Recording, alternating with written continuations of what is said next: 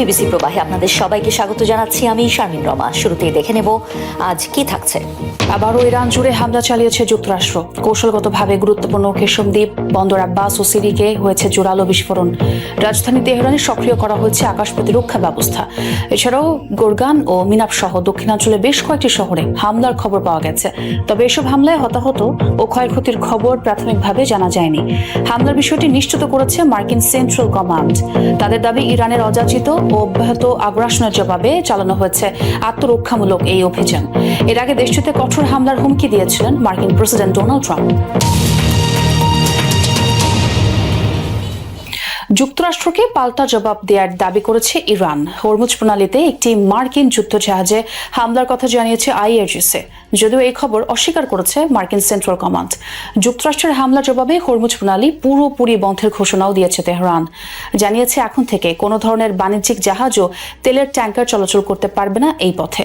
যুক্তরাষ্ট্রের একটি F-16 ইরানের আকাশসীমায় প্রবেশ করলে চালানো হয় হামলা। পরবর্তীতে দিক পরিবর্তনে বাধ্য হয় ফাইটার জেটটি। এছাড়া ইরানের ড্রোনের টার্গেট হয়েছে বাহরাইনের যুক্তরাষ্ট্রের পঞ্চম বহর। ক্ষতিগ্রস্ত হয়েছে প্যাট্রিয়ট রাডার সিস্টেমের যোগাযোগ অ্যান্টেনা। ইরাকে আল হারির ঘাঁটিতে মার্কিন রাডার ধ্বংসের দাবি করেছে আইআরজিসি। ড্রোন হামলা ঠেকানোর দাবি করেছে কুয়েত। বাহরাইন, কুয়েত এবং জর্ডানে ইরানের হামলার জেরে জরুরি বৈঠক আয়োজন করেছে গালফ কোঅপারেশন কাউন্সিল GCC। প্রতিবার মানামায় আলোচনা করেছেন উপসাগরীয় দেশগুলোর পররাষ্ট্রমন্ত্রীরা। এক বিবৃতিতে মধ্যপ্রাচ্যের বিভিন্ন দেশে ইরানের হামলার তীব্র নিন্দা জানায় জোটের সদস্যরা। দাবি, আন্তর্জাতিক আইন লঙ্ঘন করেছে ইরান। বাহরাইন, কুয়েত ও জর্ডানের প্রতি সংহতি প্রকাশ করে বাকি দেশগুলো যে কোনো সদস্য রাষ্ট্রের উপর হামলাকে জোটের উপর হামলা হিসেবে গণ্য করা হবে বলে হুঁশিয়ারি দেন GCCর প্রতিনিধিরা। ইরানকে জবাবদিহিতার আওতায় আনতে জাতিসংঘের নিরাপত্তা পরিষদ সহ আন্তর্জাতিক সম্প্রদায়ের প্রতি আহ্বান জানায় GCC। আলোচনার মাধ্যমে চলমান সংকট সমাধানের উপরও জোর দেন নেতারা। শর্তের বোঝা কিংবা সমঝোতার কাছে মাথা নত করতে রাজি নয় ইরানের সাধারণ মানুষ। শীর্ষ নেতাদের হত্যার প্রতিশোধ নেওয়ার পাশাপাশি আগ্রাসনের জবাব দিতে ইসরায়েল যুক্তরাষ্ট্রের বিরুদ্ধে লড়াই অব্যাহত রাখার প্রত্যয় জানিয়েছেন ইরানিরা। নিরাপত্তাহীনতা আর অর্থনৈতিক চাপের মাঝেও দেশটির বাসিন্দারা মাথা নত না করে পাল্টা জবাব দেওয়ার পক্ষে। পাল্টাপাল্টি হামলা আর উত্তেজনার মাঝেই ফের অস্থির হয়ে উঠেছে ইরান যুক্তরাষ্ট্র সম্পর্ক। ঘোষিত যুদ্ধবিরতি কার্যকর থাকার পরও বাস্তব পরিস্থিতি ক্রমেই নাজুক হয়ে উঠছে আর ঝুঁকির মুখে পড়ছে সম্ভাব্য শান্তি প্রক্রিয়াও। তেহরানের রাস্তায় দাঁড়িয়ে অনেক বাসিন্দা বলছে, যুক্তরাষ্ট্রের হামলা বা চাপের মুখে ইরানের নীরব থাকা উচিত নয়। তাদের মতে প্রতিরোধী হতে পারে উপযুক্ত জবাব। কেউ যদি আপনার সঙ্গে অসৌজন্যমূলক আচরণ করে বা আপনাকে যথাযথ সম্মান না দেয়, তাহলে তার জবাব দিতে হবে। চুপচাপ দাঁড়িয়ে শুধু দেখলেই হবে না, জবাব দিতেই হবে। আগ্রাসনের জবাবে পাল্টা হামলা চালানোর ওপরই বেশি জোর দিচ্ছেন ইরানিরা। এর পাশাপাশি চলতে পারে কূটনৈতিক প্রচেষ্টা। যদি আপনাকে আঘাত করা হয়, পাল্টা জবাব দেওয়া অবশ্যই উচিত। তবে আমি মনে করি যদি তারা যুদ্ধ থেকে সরে এসে আলোচনার দিকে আসে, তাহলে সেটাই দুই পক্ষের জন্য ভালো। এদিকে ওয়াশিংটন বলছে তারা ইরানের সাথে দীর্ঘমেয়াদী সমঝোতার পথ খুঁজছে। তবে বিশ্লেষকদের সতর্কবার্তা, বর্তমান পরিস্থিতি এতটাই ভঙ্গুর যে কোনো ছোট উত্তেজনা বড় সংঘাতের দিকে গড়াতে পারে। এবার ভারতীয় নাবিকবাহী এক নৌযানে হামলা চালিয়েছে যুক্তরাষ্ট্র। ওমান উপসাগরীয় অঞ্চলে বুধবার এই হামলার ঘটনা ঘটে বলে জানিয়েছে সেন্ট্রাল কমান্ড। এই ঘটনার পর থেকে নিখোঁজ রয়েছেন জাহাজটির 3 ভারতীয় নাবিক। তাদের পরিণতি কি হয়েছে তা জানা যায়নি। মার্কিন নৌ অবরোধ ভেঙে অগ্রসর করায় নৌযানটির ইঞ্জিন রুম লক্ষ্য করে সুনির্দিষ্ট হামলা চালায় সামরিক বাহিনী। এর আগে জাহাজটির ক্রুদের একাধিকবার সতর্ক বার্তা দেওয়া হয়েছিল বলে দাবি করেছে সেন্টকম। হামলার ঘটনায় ভারতে নিযুক্ত যুক্তরাষ্ট্রের কূটনৈতিক প্রতিনিধিকে তলব করেছে দেশটির কর্তৃপক্ষ। টানা দ্বিতীয় দিনের মতো অভিবাসন বিরোধী বিক্ষোভে উত্তাল নর্দার্ন আয়ারল্যান্ড। বুধবারও বিভিন্ন স্থানে সহিংস বিক্ষোভ হয়েছে। এদিনও সড়ক বন্ধ করে বিভিন্ন যানবাহন স্থাপনায় আগুন দিয়েছে বিক্ষোভকারীরা। সহিংসতার নিন্দা জানিয়েছেন ব্রিটেনের প্রধানমন্ত্রী সহ রাজনীতিবিদরা। 30 বছর বয়সী সোমালিয়ার এক যুবকের ছুরিকাঘাতে স্থানীয় নাগরিক আহত হওয়ার পর থেকেই উত্তপ্ত নর্দার্ন আয়ারল্যান্ড। সোশ্যাল মিডিয়ায় অভিবাসন নীতির বিরুদ্ধে পোস্ট দিয়ে বিক্ষোভের ডাক দেওয়া হয়। এরপরই সড়কে নেমে আসে অভিবাসন বিরোধীরা। পাকিস্তানের মুজাফফরবাদে উড্ডয়নের সময় বিধ্বস্ত হয়েছে সেনাবাহিনীর একটি Mi-17 হেলিকপ্টার। আরোহীদের সবাই প্রাণ হারিয়েছেন বলে নিশ্চিত করেছে আইএসপি-এর যান্ত্রিক ত্রুটির কারণে দুর্ঘটনার সম্মুখীন হয় আকাশযানটি। দুর্ঘটনার কারণ জানতে তদন্ত করেছে কর্তৃপক্ষ। এ ঘটনায় শোক প্রকাশ করেছেন পাকিস্তানের প্রেসিডেন্ট, প্রধানমন্ত্রী সহ প্রতিরক্ষা প্রধান। সাধারণত 3 জন ক্রু ও 4 টন পরিমাণ মালামাল বহন করতে পারে একটি Mi-17 হেলিকপ্টার। গেল সেপ্টেম্বরেও পাকিস্তানের গিলগিত বালতিস্তানে বিধ্বস্ত হয় এই আকাশযানটি। লেবাননে আগ্রাসনের তীব্রতা আরও বাড়িয়েছে ইসরায়েল। ভয়াবহ হামলায় একদিনে নিহত হচ্ছে কমপক্ষে 16 জন। বুধবার দক্ষিণে উপকূলীয় শহর টায়ার এবং আশপাশের এলাকায় ফের বিমান হামলা চালিয়েছে তেল আবিব। এমনকি মসজিদ ও হাসপাতালেও বোমা বর্ষণ করে ইসরায়েলি যুদ্ধ বিমান। নিহত হয়েছেন অন্তত 3 জন। এছাড়াও আরও কয়েকটি স্থানে চালানো হামলায় মৃত্যু হয় 9 জনের। এদের মধ্যে নারী ও শিশুরাও রয়েছে। ফেব্রুয়ারিতে শুরু হওয়া এই ইসরায়েলি আগ্রাসনে এখন পর্যন্ত প্রায় 3000 নাগরিকের প্রাণহানি হয়েছে। মার্কিন হামলার জবাবে মধ্যপ্রাচ্যের 3 দেশে রীতিমতো বৃষ্টির মতো মিসাইল ছুঁড়েছে ইরান।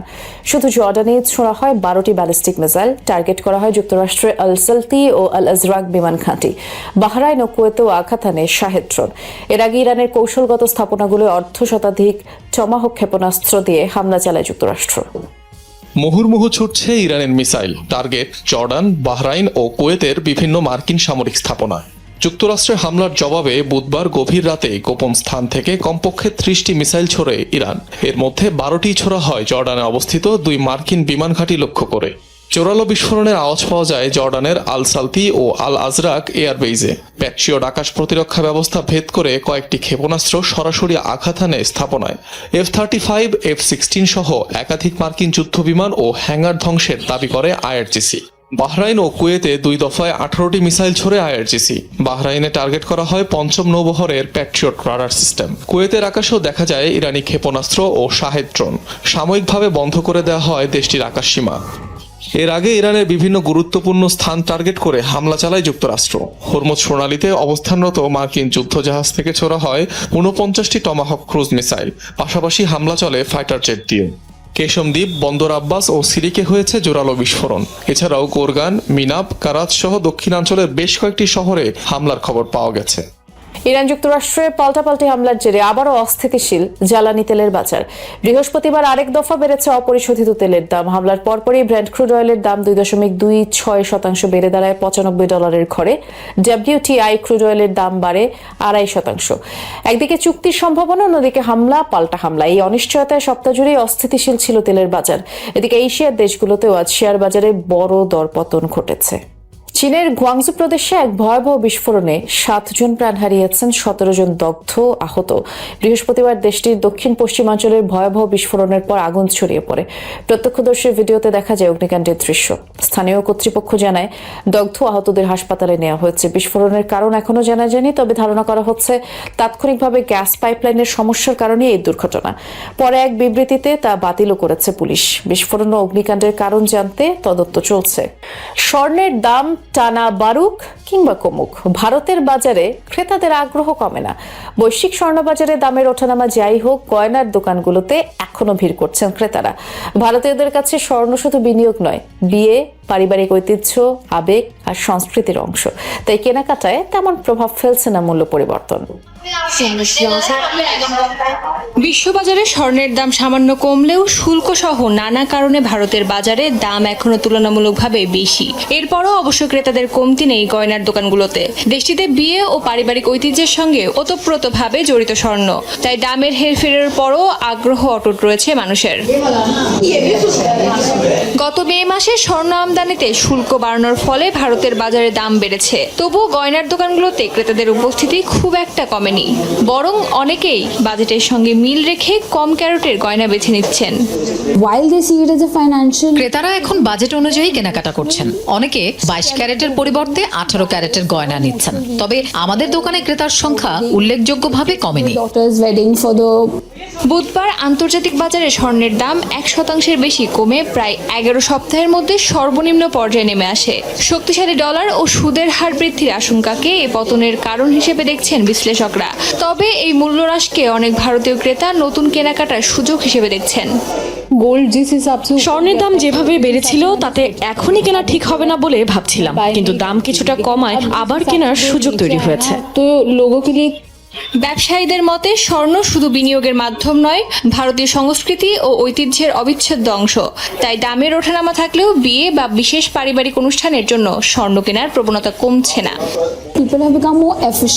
নিজের বিয়ে বা মেয়ের বিয়ের জন্য স্বর্ণ কেনার যে আবেগ, তা এতটাই গভীর যে শুধু দামের কারণে মানুষ হঠাৎ করে স্বর্ণ কেনা বন্ধ করবে এমন সম্ভাবনা আমরা দেখছি না। অর্থনৈতিক চাপ আর দর ওঠানামা নিয়ে অনিশ্চয়তার মাঝেও ভারতের স্বর্ণের বাজারে আবেগ ও ঐতিহ্যই সবচেয়ে বড় চালিকা শক্তি। বাহরাইন, কুয়েত ও জর্ডানে ইরানের হামলার জেরে জরুরি বৈঠক করেছে উপসাগরীয় দেশগুলোর জোট জিসিসি। বুধবার মানামায় আলোচনা করেছেন দেশগুলোর পররাষ্ট্রমন্ত্রীরা। এক বিবৃতিতে মধ্যপ্রাচ্যের বিভিন্ন দেশে ইরানের হামলার তীব্র নিন্দা জানায় জোট সদস্যরা।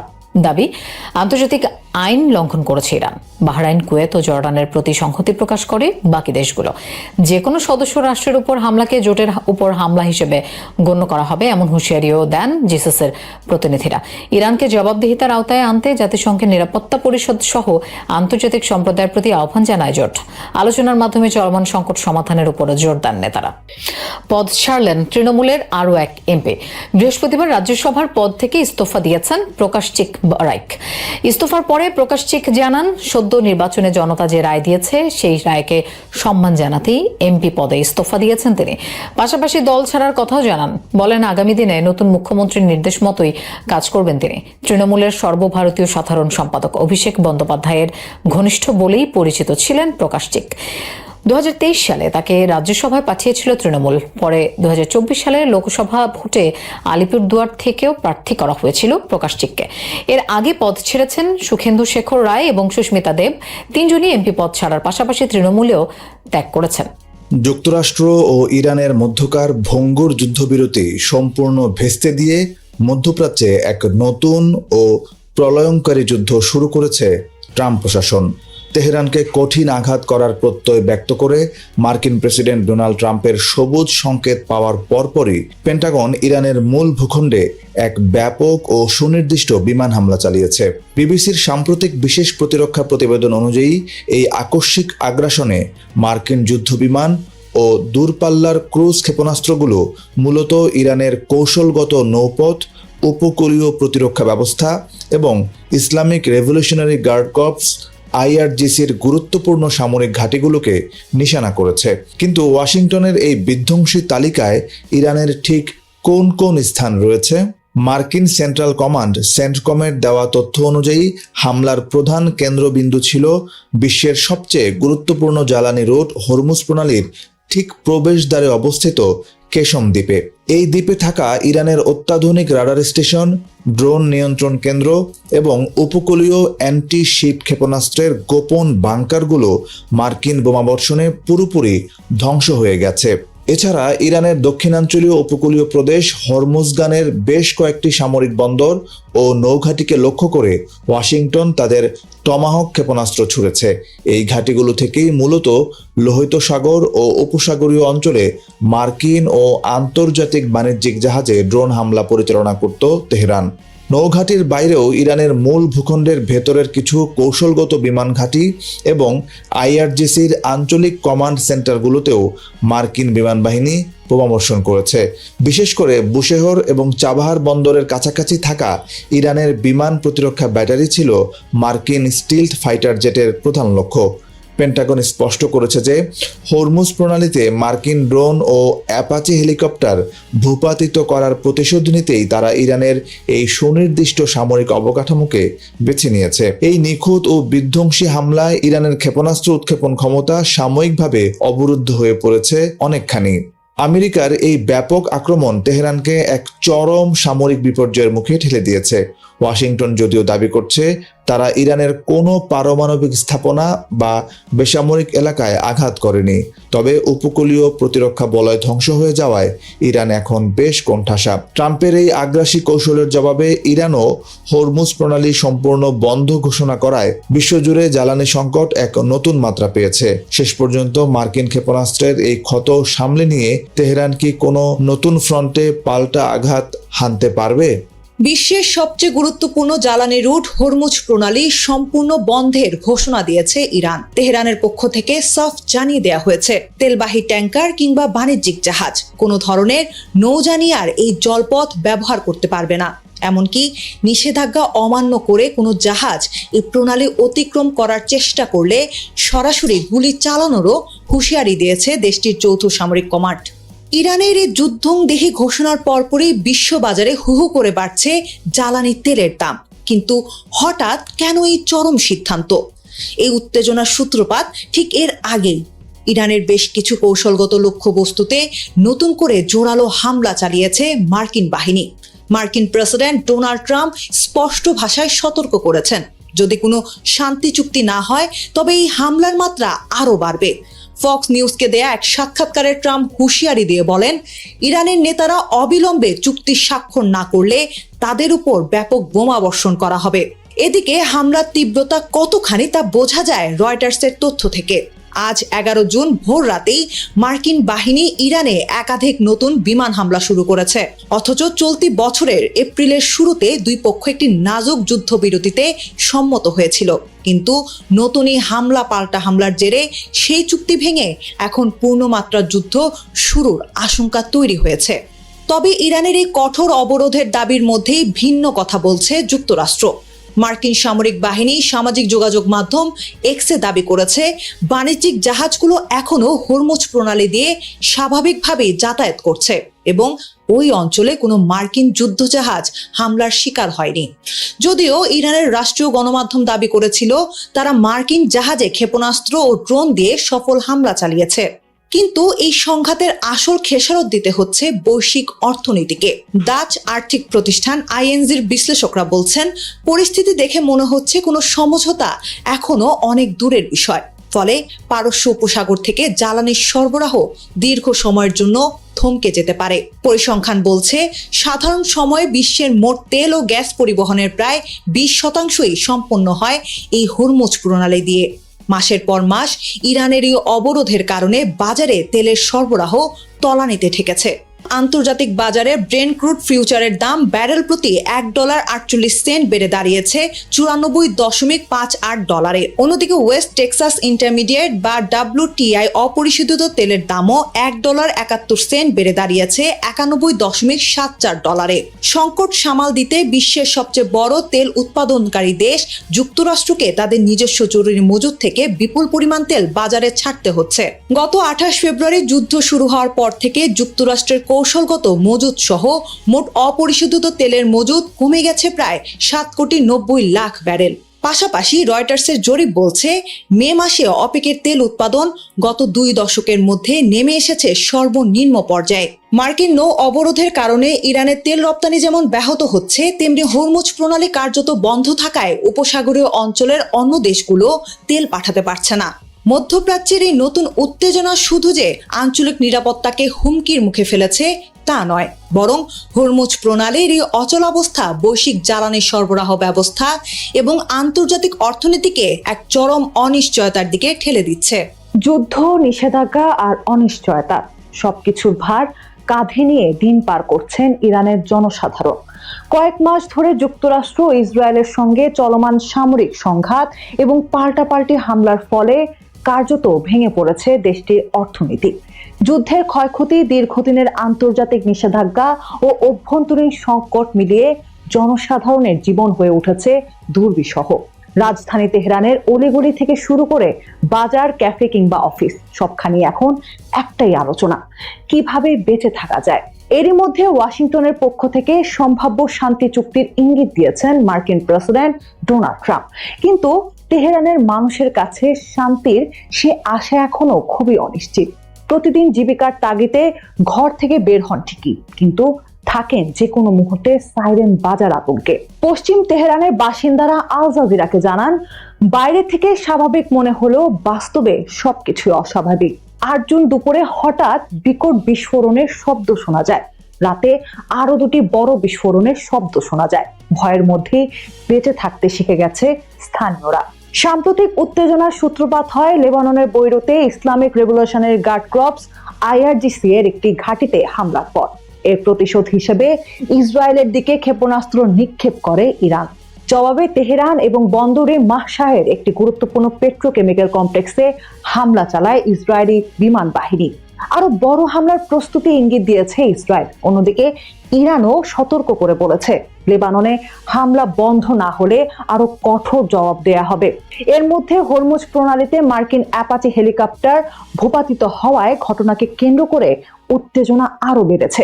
ইরানকে কড়া বার্তা দিয়ে পাল্টা হামলাও চালিয়েছে ট্রাম্প প্রশাসন। চুপ করে নেই ইরানও। মার্কিন হামলার কয়েক ঘন্টা পরে বাহরাইন, কুয়েত ও জর্ডানে মার্কিন ঘাঁটিতে আঘাত হানে তেহরান। যুদ্ধের চেয়েও বড় উদ্বেগ হয়ে উঠেছে ভবিষ্যতের অনিশ্চয়তা। তেহরানের এক তরুণ ডিজিটাল মার্কেটার জানান, তেহরান ও ওয়াশিংটনের মধ্যে স্থায়ী সমাধানের সম্ভাবনা কম। দুই পক্ষের অবস্থান একেবারেই বিপরীত। একজন যা বলেন, অন্যজন তার উল্টো অবস্থান নেন। ফলে জনসাধারণের সামনে অনিশ্চয়তা ছাড়া আর কিছুই নেই। একই ধরনের হতাশার কথা জানান এক জিম প্রশিক্ষকও। তিনি মনে করেন, হয়তো কয়েক মাসের জন্য বা ফুটবল বিশ্বকাপ শেষ হওয়া পর্যন্ত অস্থায়ী যুদ্ধবিরতি হতে পারে, কিন্তু সেটি দীর্ঘমেয়াদী সমাধান নয়, বরং জনসাধারণের দুর্ভোগ আরো দীর্ঘ করবে। বর্তমানে ইরানিদের সবচেয়ে বড় শত্রু অর্থনৈতিক সংকট। লাগামহীন মূল্যস্ফীতি ও পণ্য মূল্যে অস্বাভাবিক ওঠানামায় মধ্যবিত্ত ও নিম্নবিত্ত পরিবারগুলো টিকে থাকা কঠিন হয়ে পড়েছে। সরবরাহ সংকটের কারণে মেনু থেকে বেশ কয়েকটি খাবার ও পানীয় বাদ দিয়েছেন হোটেল মালিকরা। 3 সপ্তাহের ব্যবধানে কফির পাইকারি দাম বেড়েছে 2.5 গুণ, আর 4 বছর আগের তুলনায় সেই দাম এখন প্রায় 20 গুণ বেশি। স্থানীয় কষাই, রুটি বিক্রেতা, মুদি দোকানিরাও একই ধরনের সংকটের কথা বলছেন। পণ্যের দাম বাড়ার কারণে সকালের মুনাফা দিয়ে বিকালের নতুন পণ্য কেনাও কঠিন হয়ে পড়েছে। অভ্যন্তরীণ দুর্নীতি, অব্যবস্থাপনা ও দীর্ঘদিনের মার্কিন নিষেধাজ্ঞার কারণে ইরানের অর্থনীতি আগে থেকেই দুর্বল ছিল। সাম্প্রতিক যুদ্ধ পরিস্থিতি সেই সংকটকে আরো ভয়াবহ করেছে। মে মাসের শেষ দিকে দেশটির বার্ষিক মূল্যস্ফীতি ছাড়িয়ে গেছে 83%। খাদ্যপণ্যের মূল্যস্ফীতি পৌঁছেছে 130%। তেল, ডিম সহ নিত্য প্রয়োজনীয় অনেক পণ্যের দাম 2025 সালের তুলনায় 4 গুণ পর্যন্ত বেড়ে গেছে। ইরানিদের আরেকটি নতুন আতঙ্ক ইন্টারনেট বিচ্ছিন্ন হওয়ার ভয়। যুদ্ধ পরিস্থিতিতে সরকার যে কোনো সময় ইন্টারনেট বন্ধ করে দিতে পারে। এই আশঙ্কায় অনেকেই ভিপিএন কিনেছে। মে মাসের শেষ দিকে আংশিকভাবে ইন্টারনেট চালু হলেও এর গতি ছিল অত্যন্ত সীমিত। তবে ইন্টারনেট চালুর পর সরকারের মধ্যেই সমালোচনার মুখে পড়েন প্রেসিডেন্ট মাসুদ পেজিশকিয়ানের প্রশাসন। কট্টরপন্থীদের মতে যুদ্ধের সময় পুরোপুরি ইন্টারনেট ব্ল্যাকআউট কার্যকর করা উচিত ছিল। সব সংকটের মাঝেও তেহরানের রাস্তায় প্রতি রাতে দেখা মিলে সরকারপন্থীদের। কঠোর নিরাপত্তা বেষ্টনীর মধ্যে যুক্তরাষ্ট্র ও ইসরায়েলের বিরুদ্ধে স্লোগান দেন তারা, জাতীয় পতাকা ওড়ান এবং সরকারের প্রতি সমর্থন জানান। ওমান উপকূলের কাছে পালাওয়ের পতাকাবাহী জাহাজ এমটি সেট্টেভেল্লোতে যুক্তরাষ্ট্রের সামরিক হামলায় নিখোঁজ হওয়া 3 ভারতীয় নাবিকের সবাই নিহত হয়েছেন। সংবাদ সংস্থা রয়টার্স এই তথ্য জানিয়েছে। মার্কিন সামরিক বাহিনীর দাবি, তেলবাহী ট্যাঙ্কারটি হরমুজ প্রণালীর বাইরে তাদের আরোপিত অবরোধ অমান্য করে চলাচলের চেষ্টা করছিল। এই অভিযোগের ভিত্তিতে জাহাজটিতে হামলা চালায় তারা।